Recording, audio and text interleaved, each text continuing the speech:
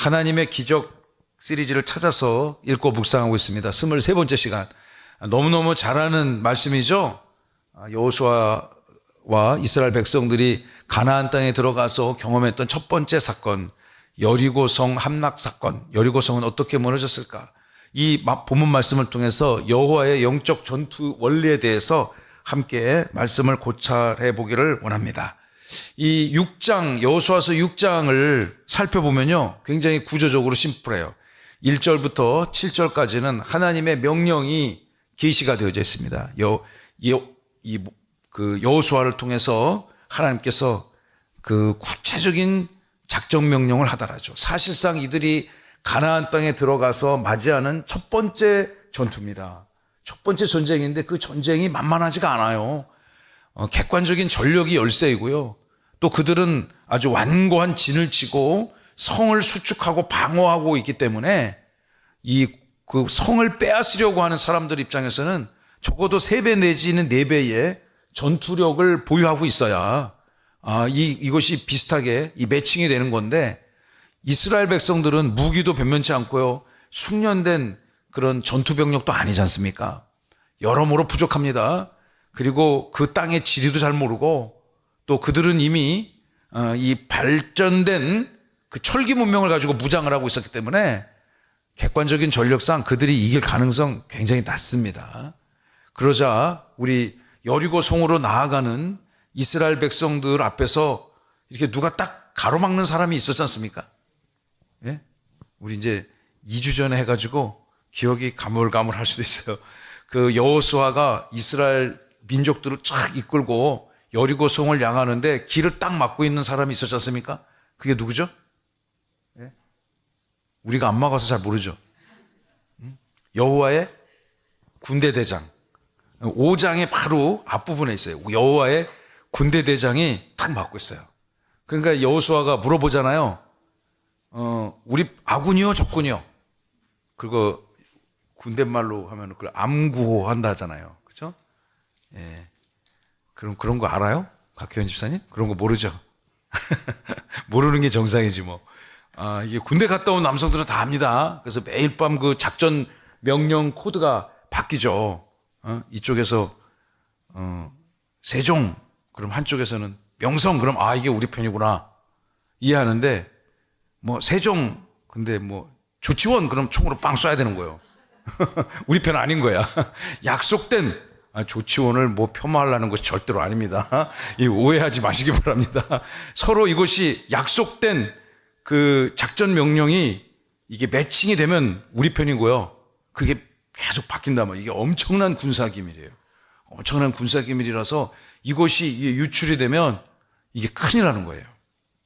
그러니까 우리 보초 나가기 전에 항상 그거부터 이제 확인하고 나갑니다. 우리가 이 여호수아가 당신은 누구 편이냐? 우리 이스라엘 편이냐? 이 여리고 가나안 편이냐? 라고 물어봅니다. 그러니까 이 군대 대장이 뭐라고 했는지 아세요? 그렇죠. 이제 기억나시는가 보네. 나는 네 편도 제 편도 아니고 여호와 편이다. 이렇게 물어보잖아요. 여호와 편이다. 나는 하나님 편이다. 그러므로 그 말의 의미는 무엇입니까? 네 여호수아와 너와 함께하는 이스라엘의 12지파가, 민족이 누구의 편이 되어야 된다? 하나님 편에 있어야 된다는 거죠. 자, 여러분에게 질문합니다. 여러분 누구 편입니까? 여호와의 편, 여호와의 편. 세종 명성교회 편이고 여호와의 편입니다. 여호와의 편. 우리 여호와의 편에 그분의 품 안에서, 그분의 보호를 받을 때가 안전하지 않습니까? 그죠? 그분의 위로를 받을 때, 그분의 인도를 받을 때, 그 절대적인 분의 품 안에 있을 때, 우리는 그 안녕을 누리는 것 아니겠습니까? 제가 집에 들어가면 우리 강아지가 푸지하게 반깁니다. 제가 이렇게 혼자 사는 게 안 됐어가지고, 보통 강아지랑 같이 자요, 제가. 보통. 예. 그러면 이 녀석이 자꾸만 내 품에 안기려고 그래. 내 품에. 내 팔을 막 이렇게 들어 올려. 왜 그런 줄 아세요? 800에 해달라는 거야. 그래서 내가 진짜 개를 800에 해주고 싶진 않아가지고 한 30초만 해주고 저리 가라. 그러면 걔는 아주 제 품에 안길 때 가장 큰 평화를 누리지 않나. 예, 그래서 제가 잠깐 해주고 저리 가라고. 그러면 이제 자기 자리 갔다가 또 제가 잘 자는지 또 살피고 막 그러는 거 나를 보호해줘야 된다고 생각하는가 봐요. 5kg짜리 강아지가 말이죠. 응? 안 보여줘도 되는데 여러분 우리는 영원토록 여호와의 편에 거야 될 줄로 믿습니다. 예, 세상 이 파조파가 아니라 우리는 여호와의 편입니다. 자, 이제 그 여호수아가 내가 진짜 이 전쟁을 전투하면서 얼마나 두렵고 떨리겠습니까? 막 가슴이 콩닥콩닥콩닥 하잖아요. 예, 그런데 이 여호수아가 이제 나는 여호와의 편이다 이것을 다짐하고 여리고손을 향해서 한 걸음 두 걸음 나아가고 있습니다. 그 저 멀리 여리고성이 딱 보이는 거죠. 이제 진용을 갖추고 작전 명령을 하달을 해줘야 되는데 그 작전 명령이 어디로부터 오는가? 여호와의 군대니까 군사령관이 누구시겠습니까? 여호와 하나님이시죠. 여호와 하나님이 대장되어져서 여호와 하나님이 작전 명령을 하달합니다. 그런데 그 작전 명령을 하달하는 것이 인간의 작전은 확실히 아니에요. 인간이라면 그런 작전을 낼 수가 없습니다. 우리가 오늘 본문을 읽었는데 1절부터 아까 그 구조를 다시 한번 열어주시면 1절부터 7절까지는 여러분이 너무 잘 아시는 여호와 하나님의 명령이 나오고요.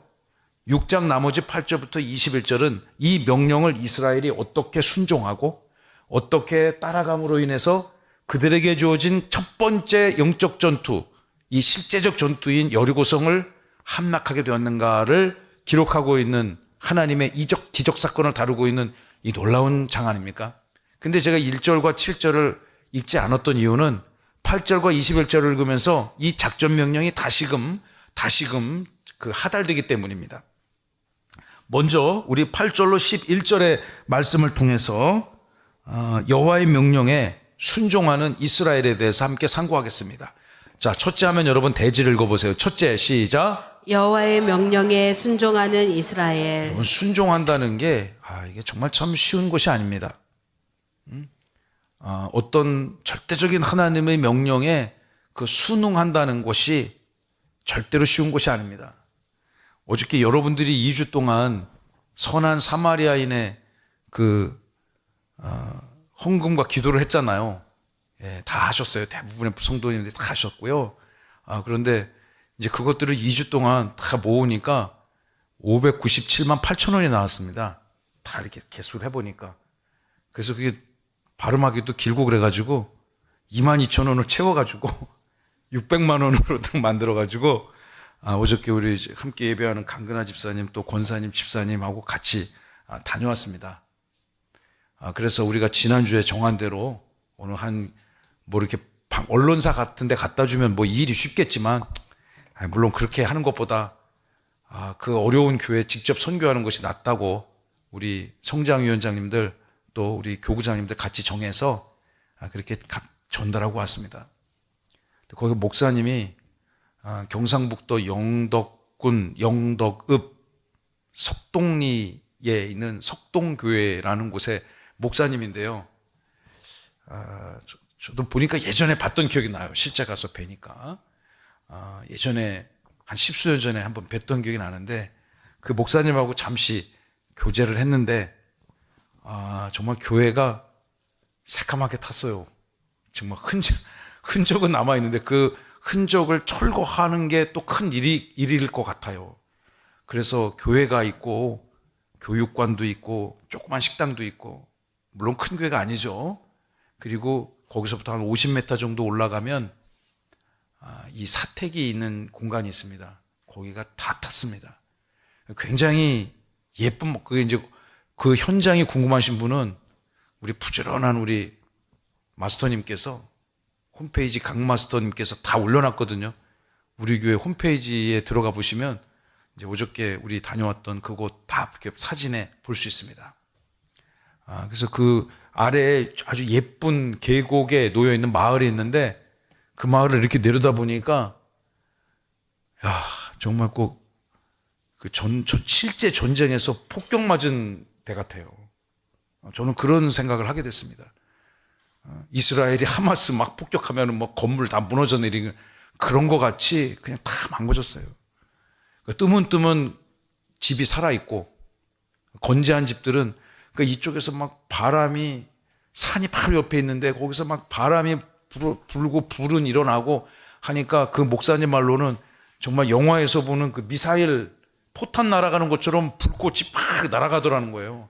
그래서 저 깊은 산 속에서 불꽃이 떨어져서 교회에 떨어지면 교회가 타는 거고 무슨 축사에 떨어지면 축사가 타는 거고 그런 거더라고요. 그런 거야 보니까. 그래서 그것이 다 전소했는데 그 목사님이 그러시더라고요. 31년째 이 교회를 섬기고 있다고. 성도는 몇 명입니까? 20명 정도 된대요. 20명. 20명 정도 모이는 그 시골 교회를 30년째 섬기는데 근데 저는 이 말씀이 가슴에 남는 거예요.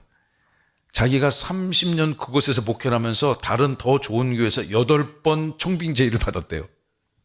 8번 청빙제의를 받았는데 그걸 자기가 다 사양하게 하셨는데 이제 은퇴가 1년 남았는데 다시 교회를 지어서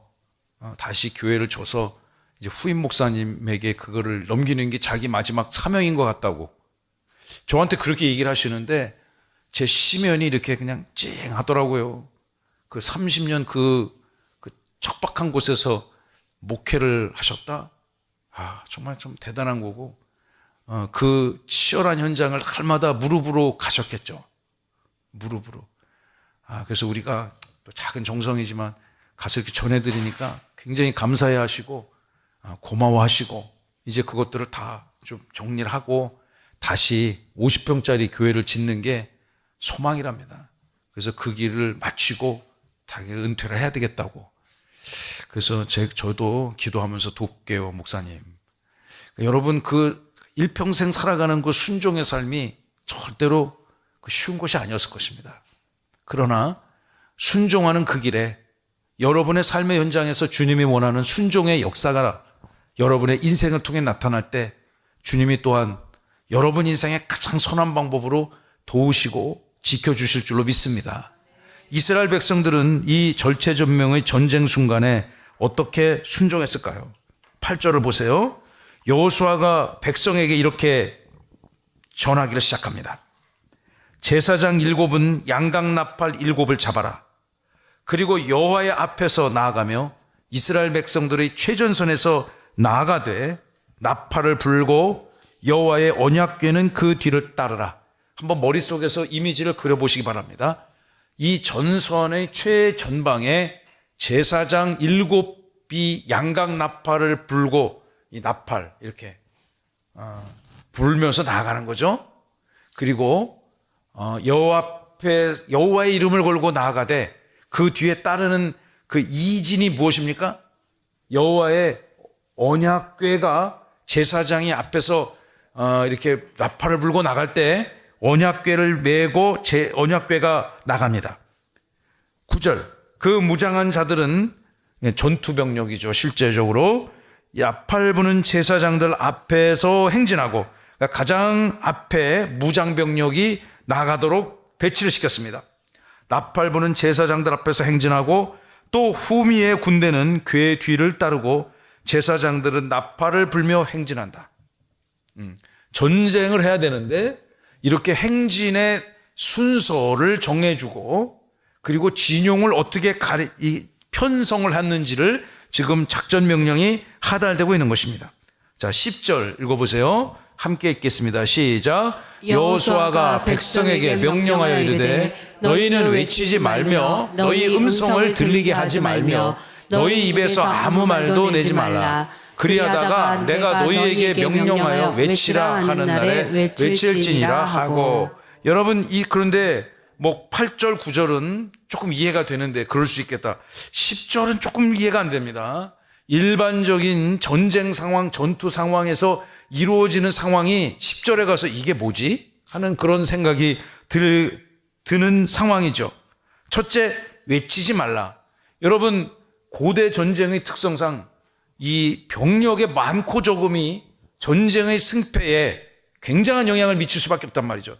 지금은 어느 나라가 얼마나 정말 이 발전된 기술을 가지고 만들어진 무기 체계를 갖고 있는가? 이것이 굉장히 중요하지 않습니까?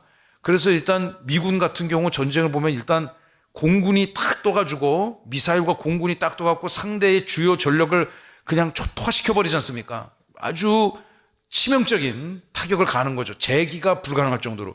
그리고 난 다음에 이제 보병 전투병력이 들어가야 되겠죠. 전차부대가 들어간다거나 이런. 그리고 이 고대 전쟁에 있어서 함성을 질러대며 막 10명이 있지만 20명 이상이 있는 것 같은 1000명의 군사지만 막 그냥 사기가 충천해서 막 함성을 지르면서 막 5000명, 10,000명 있는 것 같이 보이게 하는 것이 상식 아니겠어요? 그런데 이제 여리고성을 삥삥 한 바퀴 도는데 이 10절에 보면은 절대로 너네는 외치지 말라. 입을 다물고 있어라는 거예요. 소리를 내지 말라. 너희의 음성을 들리게 하지 말고 너희 입 바깥으로 아무런 소리도 꺼내지 말라. 그러다가 내가 너희에게 결정적으로 한번 외쳐 하는 그때만 에너지를 다해서 외쳐라. 여러분, 군대에서 저도 이제 이 본문을 읽을 때 제가 3, 4년 전에 그 군 생활할 때 이렇게 야간 행군을 하고 그럴 때 그 말하지 말라는 그런 오다를 받은 기억이 납니다. 절대 말을 하지 말고. 그리고 이제 명령이 하달되었을 때 알아들었다, 이걸 어떻게 표현해야 될까요? 응? 자, 이렇게 해가지고 자기 머리에 꿀밤을 이렇게 두드려요. 이렇게. 물론 이제 그 머리가 아니라 그 화이바를 쓰는 거죠. 화이바를 하지 않습니까? 전쟁할 때 쓰는 군인들이 그거를 소리를 내지 말고 알아들었다고 의사표현할 때 이렇게 똑똑 두드리는, 제가 그게 생각이 나더라고요. 실제로 그런 경험이 있습니다. 여러분, 이스라엘 백성들에게 그 어떤 소리도 내지 마라. 하나님의 역사가 나타날 때까지 침묵하며 대기하라는 거죠. 여러분이 이 말씀을 이렇게 적용하면 어떻겠습니까? 여러분이 주님 앞에 어떤 은혜를 구할 때, 여러분이 어떻게 주님 앞에 소원을 간구할 때, 하나님의 역사가 이루어질 때까지 조용히 침묵하며 대기하는 것도 큰 은혜요, 지혜인 줄로 믿습니다. 여러분, 우리 일상적인 전투 현장에서 우리가 날마다 살아가지 않습니까? 저와 여러분들이 삶이 얼마나 치열합니까?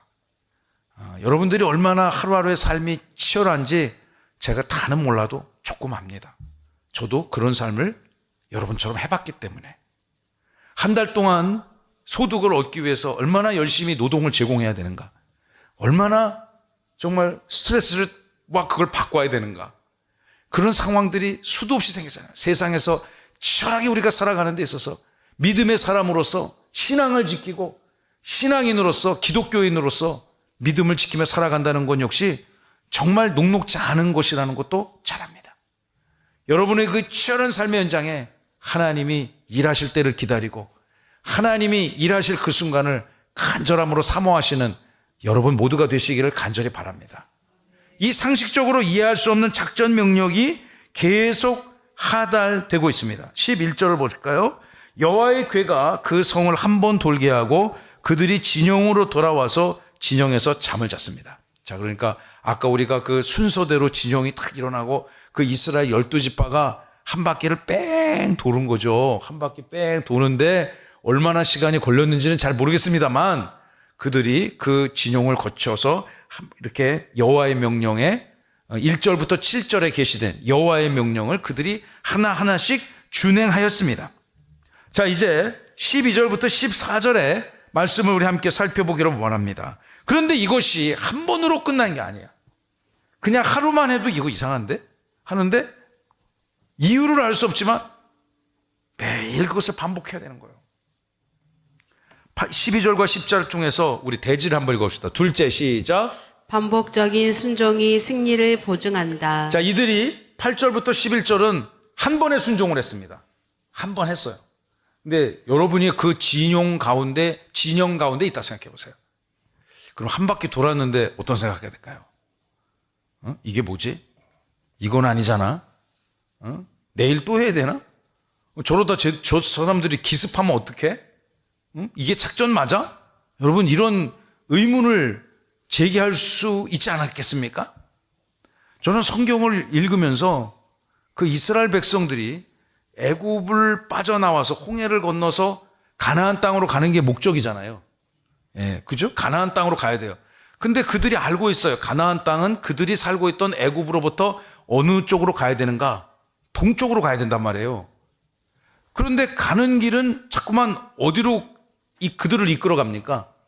동쪽이 아니라 구름기둥, 불기둥이 자꾸만 해안선을 따라서 남쪽으로 가지 않습니까? 우리가 잘 아는 출애굽 여정도를 보면은 애굽을 빠져나와서 르비딤 시내 광야에 이르기까지 계속 그 해안선을 따라서 남쪽으로 간단 말이에요. 여러분들이 생각해 봤을 때 그게 무려 그 여정길이 며칠입니까? 3개월 걸립니다. 3개월. 애굽을 나와서 광야 여정 시나이 반도까지 가는데 3달이 걸렸다라고 출애굽기 19장에 기록이 되어져 있습니다. 3달 동안 그 하루하루 그들의 발과 몸을 땅에 밀착시켜서 그들이 이동을 하는데, 여러분 200만이 이동한다 생각해보세요. 이거 엄청난 장관 아니겠습니까? 근데 이들이 가면서 어디로 가는가? 자꾸만 동쪽이 아니라 남쪽으로 간다는 것을 저 같은 사람도 아는데,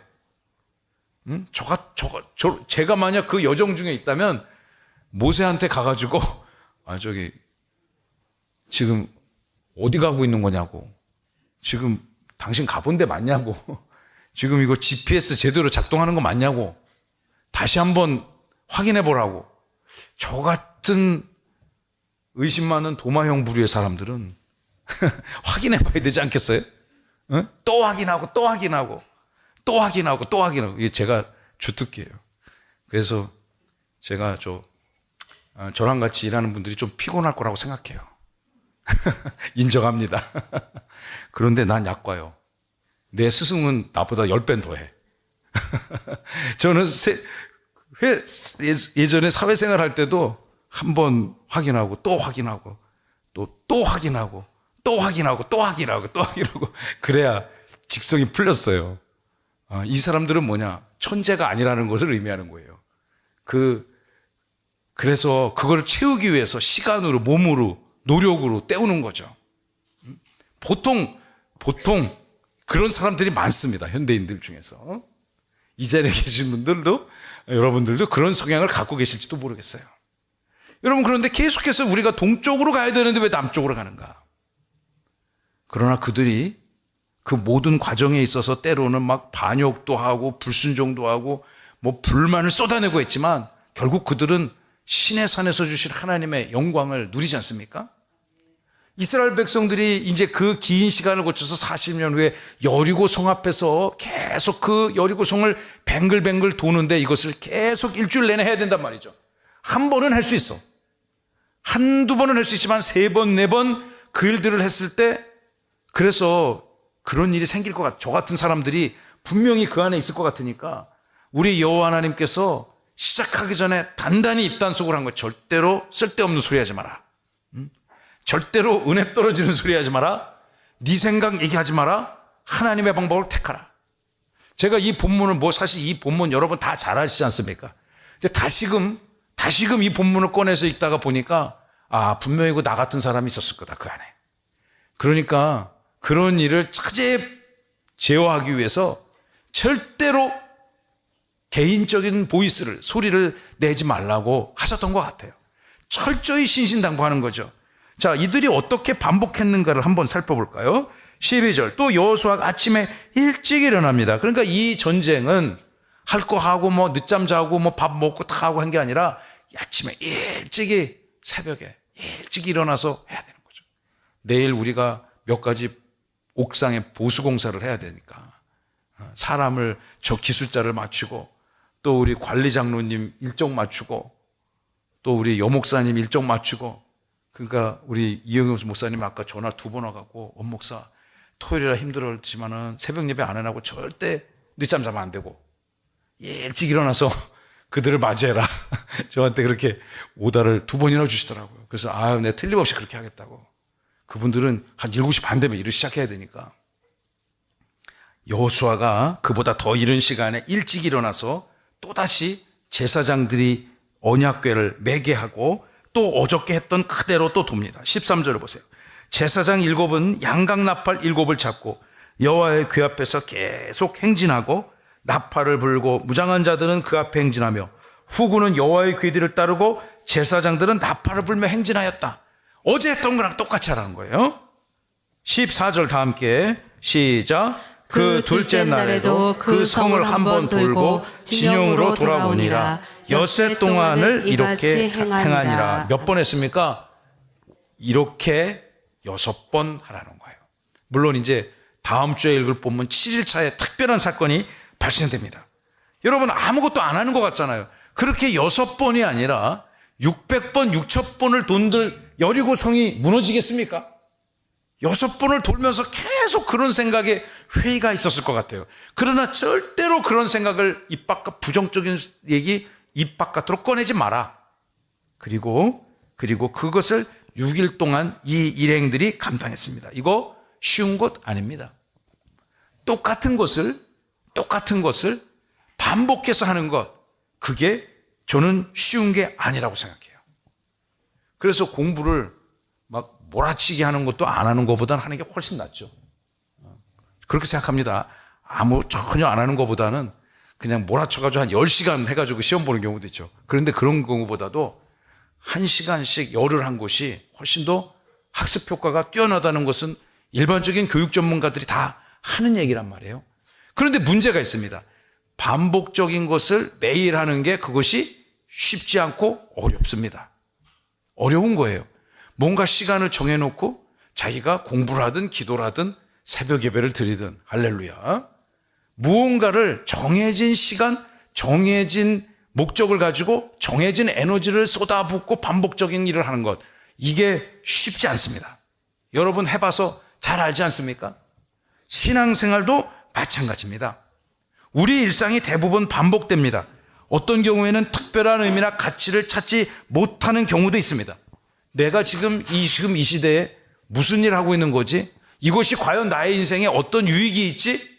그러나 여러분의 인생의 삶에 통해서 여러분이 추구하는 바를 위해서 여러분이 기도 제목을 한번 탁 주 앞에 올렸는데 성령이 그 즉시로 역사하면 얼마나 좋겠습니까? 많은 하나님께서 가장 여러분들을 사랑하고 형질하신 하나님께서 저와 여러분들에게 가장 좋은 때에, 가장 적확한 때에 그 역사를 측량할 수 없는 방법으로 쏟아주기 위해서 우리에게도 상당한 인내와 반복적인 순종을 요구하신다는 것을 우리는 알아야 될 것입니다. 그럼 여러분 금요일 밤에 이 시간을 정해놓고 예배하는 것도 사실 쉬운 게 아니죠. 저는 정말 여러분 존경합니다. 진심으로 존경합니다.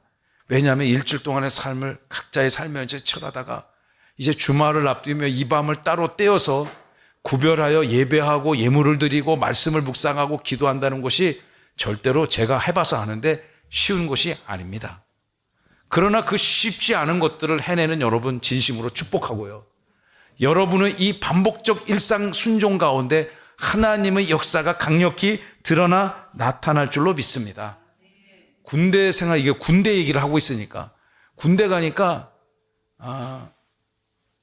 매일 똑같은 걸 합니다. 처음 들어가서 제대하기 전날까지 매일 똑같은 것 합니다. 매일 똑같은 시간에 일어나야 되고요. 또 정해진 근무를 서야 되고요. 또 정해진 시간에 밥을 먹어야 되고요. 그리고 훈련도 매일 새로운 것을 하는 게 아니라 자기에게 주어진 주특기를 제대할 때까지 계속 똑같은 거를 반복합니다. 저는 원래 처음에 관측이 제 주특기였습니다. 관측, 이게 보는 거. 적이 어디 있는가를 확인하는 거. 그러니까 적의 위치, 타켓트가 딱 생기면 이것이 이제 저 뒤에 포병들이 계산해갖고 딱 맞게 여기 맞아야 되잖아요. 그죠? 정확하게 맞출 수 있도록 나침반, 지도, 그 지형지물을 이용해서 정확하게 좌표를 찍는 훈련. 그거를 정말 수개월 동안 맞아가면서 책을 3권을 외워야 돼요. 책을 3권을. 그런데 안 맞으려고 길을 쓰고 3달 만에 다 외우고, 그리고 늦게 외우면 외울수록 내가 인생이 괴로워지니까 그거를 반복적으로 훈련했던 기억이 납니다. 그러니까 나중에는 숙련이 돼갖고요. 좌표 딱 찍으면은 그 장비를 가지고 금방 그 위치를 내가 정할 수 있겠더라고요. 반복적인 훈련이. 어느 정도 성과가 나올 때까지. 여러분, 교육도 마찬가지예요. 교육을 하는 데 있어서 제가 어떤 교육 전문가의 책을 읽어보니까 항아리 효과라는 게 있어요. 항아리 효과. 따라해볼까요? 항아리 효과. 항아리 효과. 이게 뭔지 아세요? 이 원리는 간단해요. 목적이 항아리에 물 붓기. 항아리가 있습니다. 불투명한 항아리에 물을 붓습니다. 물을 하루에 한 바가지 내지는 한 컵씩 갖다 분다고 생각해 보세요. 하루에 한 컵의 에너지를, 한 바가지의 에너지를 붓습니다. 근데 이것이 얼마 찼는지 몰라요. 뭐 밑이 빠졌는지, 그래서 줄줄 새나가는지, 아니면 내가 부는 것보다 이상으로 증발이 되는지, 아니면 내가 잠깐 집중하지 않을 새 다른 사람이 그 물을 퍼가는지 알 수 없습니다. 그런데 그러다 보니까 이 물을 퍼 날릴 때 사람들이 힘드니까, 그것이 지겨우니까 중간에 대부분 포기한단 말이에요. 기부업을 해요. 그러나 그 과정을 극복하고 계속 물을 갖다가 하루에 정해진 양만큼 부으면 어떻게 될까요? 언젠가는 차는 것을 경험하겠죠. 그것이 중요해요. 언젠가는 차는 것을 경험해. 그래서 마지막 한 바가지를 딱 했을 때 찰랑찰랑해서 물이 흘러 넘치겠죠. 그 흘러 넘치는 것을 경험하는 그 희열, 그것을 딱 경험했을 때 이제 그래프를 그리자면 내가 에너지를 씁니다. 시간을 쓰고 에너지를 쓰는데 변화가 없어. 이렇게 이게 이 그래프에 변화가 없어. 그런데 물이 딱 차는 순간에, 그것을 경험한 순간에 갑자기 내가 이렇게 점법을 한단 말이에요. 갑자기 내가 인생이 커졌어. 지혜가 커지고 지식이 커지고 경험이 커졌어요. 이제까지 보지 못했던 새로운 경륜이 보이기 시작합니다. 그럴 때 어떻게 될까요? 그 교육학자들이 하는 얘기는 더 큰 항아리를 빨리 준비해야 된다. 더 큰 항아리를. 그래서 또 같이 물을 또 붓는 거죠. 또 물을 붓는 거예요. 그러면 또 이렇게 도대체 이게 언제 그걸 또 경험하는 거죠. 그러다가 그것이 또 한번 차면 이렇게 쭉 올라가는 거예요. 이게 그래프를 그리면 어떻게 될까요? 계단식으로 되는 거죠. 이해가 되십니까? 제가 이것을 딱 하다가 우리 교회도 그렇네. 우리 교회도 그렇구나 라는 것을 깨닫게 됐습니다. 우리 뭐 아직 이제 생긴 지, 교회 문을 연 지 이곳에 와서 정확하게 15개월 된 교회지 않습니까? 그런데 상가 있을 때부터 시작한 거, 제가 매주마다 우리 전도사님들이 리포트 하는 것들을 이 그림을 그려보니까 이렇게 계단식으로 오르더라고요. 제 욕심 같아서는 막 이렇게 올라가면 얼마나 좋겠어요. 그러면은 이렇게 올라가면은 내가 교만해질까봐 하나님이 그렇게 안 주시는 것 같아. 지가 잘나서 그렇게 된 줄 알고. 그러니까 주님 30명만 주옵소서. 30명만 주면은 진짜 내 영혼을 바꿀 정도로 간절할 때가 있었단 말이에요. 예? 진짜 제가 가끔 얘기하잖아요. 나까지 포함하고 5개월 후에 태어날 아이까지 쳐도 30명이 안 될 때. 근데 어느 순간에 보면 30명이 넘어서 한 60명 올라와 있어. 와, 이거 하나님 은혜네? 이제 금방 100명 되겠네? 절대 그렇지 않습니다. 50명이 넘었으니까 이제는 이게 계속 몇 달, 때로는 1년 계속 50명을 왔다 갔다. 그때는 뭐가 중요하냐? 이 50명이 다시 30명으로 돌아가지 않는 게 중요한 거예요. 근데 그것이 어떻게 되냐? 전력을 다 투입해야 되는 거예요. 내가 뭐 그냥 내 바깥에 할 일 다 하고 남는 시간에 그걸 해갖고 유지하는 게 아니라 이 30에서 50을 넘었을 때 그 에너지 못지않게 그냥 내 전력을 다 때려 부어야 그것이 수개월 정도 유지가 되더라고요. 그러다가 하나님이 은혜의 경륜에 임하면 다시 어느 날 갑자기 100명이 돼 있어. 할렐루야. 이렇게 오더라고요. 이렇게.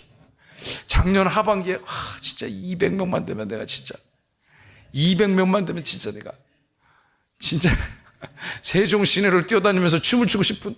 근데 안 되는 거야. 200을 한번 찍었다가 그 다음 주 또 170명. 가까스로 200을 한번 찍었다가 또 180명. 내가 전도사님한테 무릎 몇 번 부러 전도사님 이거 맞게 세고 있는 거냐. 우리 김영희 전도사님 내가 몇 번을 세요. 그래서 절대 틀림이 없다는 거야. 틀림없대. 그래서 알았다고. 여러분, 그러다가 보면 오늘 갑자기 200이 촉 올라가 있어. 야, 그래서 지금 이제 200 한 뭐 30명, 40명 우리 그렇게 예배 드리고 있는 것 같은데, 그럼 이거 지금 이거를 또 잘 방어해내고 극복해내야지 또 300명 시대를 갈 수 있는 교도보가 생기는 겁니다. 이게 교회 부흥의 원리도 똑같아. 제가 목회를 시작하고 나서 2021년 12월 14일에 제가 첫 공식 목회를 했잖아. 그때 권사님 기억하시잖아. 그죠? 예, 권사님 한 명 놓고 내가 목이 찢어져라 설교했다니까요. 처음에. 그래서 내가 양기둥이라고 부르잖아. 양기둥, 강기둥. 그래서 이렇게 오면서, 앞으로도 지난 3년 동안 이렇게 왔기 때문에 특별히 어떤 이슈가 있지 않는 이상 앞으로도 이렇게 될 가능성이 크겠구나. 그런 판단이 드는 거예요. 그러니까 지금 이게 우리가 지금 어느 정도 예배 인원이 이렇게 모였으니까 이거를 유지하려면은 나와 우리 장로님과 우리 목사님과 우리 전도사님들이 정말 전력을 투입해야지 그걸 유지할 수 있는 거예요. 요거 됐네. 이제 그만해야 되겠다. 그러면 다시 후퇴하겠죠. 이거를 유지하기 위해서 몇 달 동안 치열하게 영적 전투를 감당할 때 하나님이 은혜의 경륜의 때 다시 한번 점핑업을 할 것이다. 할렐루야. 여러분 인생도 그렇다니까요. 이스라엘 백성도 마찬가지예요. 이 의미 없어 보이는 일을 6일 동안 순종한다는 것 절대로 쉬운 것 아니에요. 제가 그 현장 안에 있었다면 계속해서 이 일을 제기할 것 같아요. 사랑하는 성도 여러분, 여러분들이 소망하는 건 무엇입니까? 여러분이 소망하는 기도 제목 있지 않습니까? 한 달 했는데 이거 주님이 안 들어주는가? 여러분 포기할 필요가 없어요. 하나님의 능력을 우리가 제한할 필요가 전혀 없습니다. 하나님은 무궁무진하신 분이라고 저는 믿습니다. 하나님은 여러분을 구원하시고 여러분을 복 주시기 위해서 당신이 할 수 있는 우리가 측량할 수 없는 방법으로 기가 막힌 방법으로 인간이 헤아릴 수 없는 방법으로 복을 주시리라 믿습니다. 할렐루야. 할렐루야. 여러분 아까 얘기했던 그 목사님 있잖아요. 석동교회 목사님. 물론 진짜 가서 보니까 그 살림이 정말 막 새카맣게 나무가 다 새카맣게 돼서 그거 보니까 정말 가슴이 아프더라고요. 가슴이 아프더라고요. 그런데 그 목사님이 정말 자기가 이런 얘기하면 안 될 것 같지만 이게 목회자끼리니까 저랑 이렇게 교제하면서 전화 통하면서 그런 얘기를 하시더라고요. 사실은 자기가 가슴이 답답 이걸 교회를 어떻게 해야 되나. 어떻게 이거를 나는 은퇴를 해야 되는데 어떻게 또 후임 목사를 이렇게 모시고 와야 되나. 또 이 교회를 어떻게 해야 되나. 그런 것 갖고 정말 날마다 기도하는 가운데 이렇게 자기 의지와 관계없이 자연재해로 그러니까 불도 하나님이 주신 것이라고 믿고 이 상황도 주님이 수습해 주셔야 믿는다고 이런 고백을 하는데 제가 이렇게 좀 숙연해지더라고요. 사랑하는 성도 여러분, 말씀을 마치겠습니다. 여러분의 삶에 하나님이 반복적인 순종을 요구하시는 경우가 있습니다. 그럴 때 우리 어떻게 될까요? 오늘 이 본문을 상기해야 될 것이라고 저는 믿습니다. 그래서 여러분의 생각과 계획과 방법으로는 맞지 않는다 할지언정 하나님이 반드시 말씀으로 주시는 은혜의 축복은 주님의 때와 경륜에 따라 반드시 응답되어지고 성취되어질 줄로 믿습니다. 여리고성이 어떻게 함락되어졌습니까? 여호수아가 탁월한 리더십을 발휘해서 아닙니다. 이스라엘이 엄청난 전투 경험과 전투 물자를 갖고 있어서 아닙니다.